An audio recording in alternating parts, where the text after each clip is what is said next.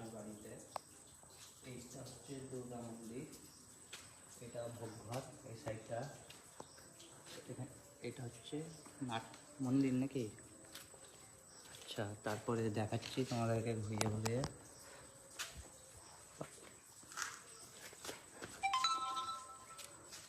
সানাজ আছে আমার সাথে, চলো দেখি।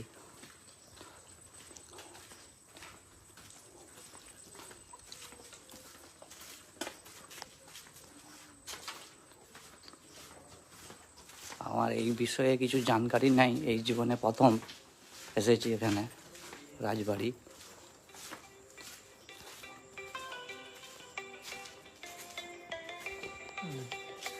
একটা করে তাহলে কত লম্বা লম্বা ভিডিও দেখবে।